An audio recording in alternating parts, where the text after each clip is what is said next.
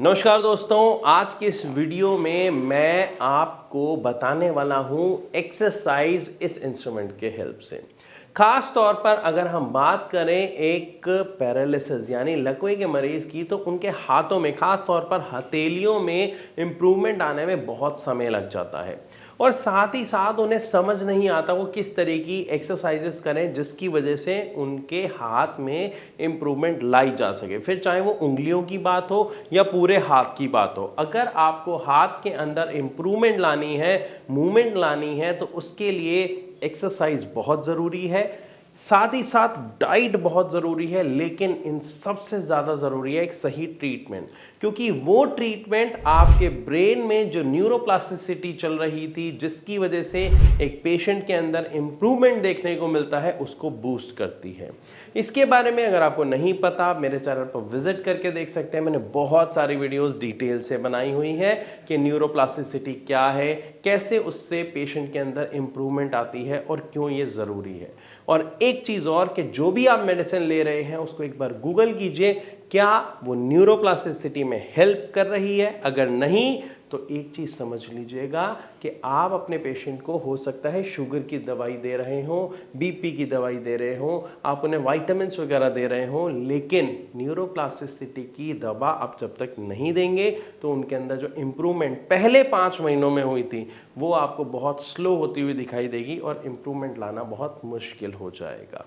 लेकिन अगर अभी पूरे 5 या 6 महीने नहीं हुए हैं, कुछ समय बचा हुआ है, या आप मेडिसिन ले रहे हैं और आपको अब इम्प्रूवमेंट चाहिए, तो मैं आपको बताता हूं आज हाथ की एक एक्सरसाइज इस इंस्ट्रूमेंट के थ्रू। सबसे पहली बात, ये इंस्ट्रूमेंट आप देख लीजिए, ये आपको कहीं पर भी स्पोर्ट्स की शॉप से या किसी मॉल से आपको इजीली मिल जाएगा। अब इसकी मदद से आप हाथ में, आप उंगलियों में, आप पूरे के पूरे आर्म के अंदर कैसे इंप्रूवमेंट ला सकते हो, मैं ये समझाता हूँ। ये देखने में छोटा सा इंस्ट्रूमेंट है, बट इसका एक बहुत अच्छा फंक्शन है कि आप इसके अंदर वेट को एडजस्ट कर सकते हैं। वेट इन द सेंस कि आप कितना फोर्स इसमें लगाएंगे, कितनी एनर्जी, कितना एफर्ट इसमें लगाएंगे। तो ये इजी टू डिफिकल्ट लेवल तक होता है। अभी मैंने इसको सबसे इजी लेवल पे कर दिया है।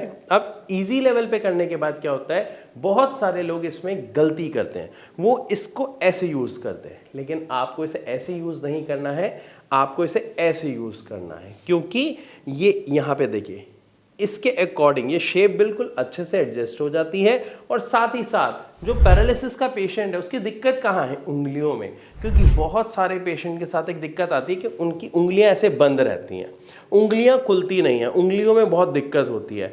तो वहां पर आप खुद सोचिए, पेशेंट की उंगलियां बंद हैं, अब आप पेशेंट को ये देते हैं और किसी तरीके से पहले जैसे हम उनकी फिंगर्स ओपन करते हैं, ओपन कराते हैं, और उसके बाद आप ये इस तरीके से उनको होल्ड करा देते हैं।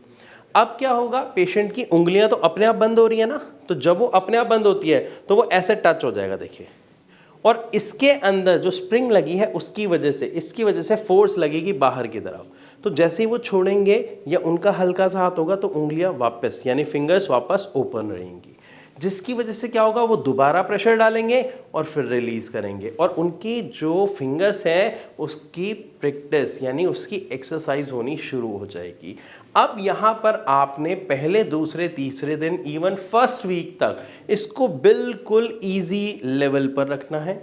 उसके बाद धीरे धीरे आपको इसका लेवल टफ करना है। अब इससे क्या फायदा होगा, ध्यान से समझिए। अब मैंने इसका लेवल थोड़ा सा टफ कर दिया है। अब थोड़ा सा टफ करने के बाद क्या हुआ, ये जो प्रेस कर रहे थे इजीली, अब ये हार्ड हो गया है। तो जब पेशेंट की जो फिंगर्स हैं वो ऐसे बंद हो जाती हैं, तो पेशेंट को हमने ये पकड़ाया, अब पेशेंट की फिंगर्स इसी तरीके से दोबारा बंद होंगी, लेकिन जितनी आसानी से ये हम बंद कर पा रहे हैं पेशेंट नहीं कर पाएगा, क्योंकि पेशेंट जितनी फोर्स लगाएगा बस उतनी लगेगी, उसके बाद ही यहीं पे स्टक हो जाएगा। अब यहाँ पे पेशेंट की एक्सरसाइज शुरू होती है। अगर आप पेशेंट है तो ध्यान दें, लेकिन अगर आप केयर टेकर है तो भी ध्यान दें। आपको पेशेंट को कहना है कि वो अपने उस साइड से, जो उसका हाथ ठीक है, उससे हल्का सा फोर्स लगाए और इस तरीके से बंद कराने की कोशिश करें, या अगर वो नहीं कर पाते तो आप हेल्प करें और उन्हें बंद करा लें। और उन्हें आपको कहना है कि आपको बस यहाँ पे होल्ड रखना है। आप इसे ध्यान से देखिए, आपको ये छोड़ना नहीं है, रिलीज नहीं करना, आपको इस तरीके से बंद कराना है और उन्हें कहना है होल्ड रखें। अब इस होल्ड की वजह से क्या हो रहा है, आपके रिस्ट पर पूरा का पूरा स्ट्रेच आ रहा है, फोर्स लग रहा है। साथ ही साथ यहाँ पर फिंगर्स, चारों के चारों फिंगर्स पर, इवन थंब पर पूरा फोर्स आ रहा है, जिसकी वजह से आपकी फिंगर्स की एक्सरसाइज हो रही है, पूरे पाम की एक्सरसाइज हो रही है, इवन पूरे जो रिस्ट है और उससे ऊपर का एरिया है उसकी एक्सरसाइज हो रही है।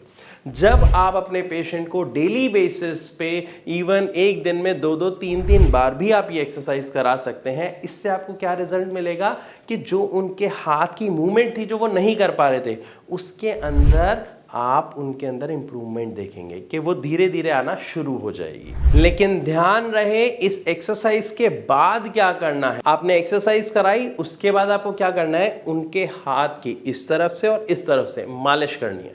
लेकिन मालिश ऐसे नहीं रगड़ रगड़ के करनी शुरू कर दी, उससे नुकसान हो जाएगा।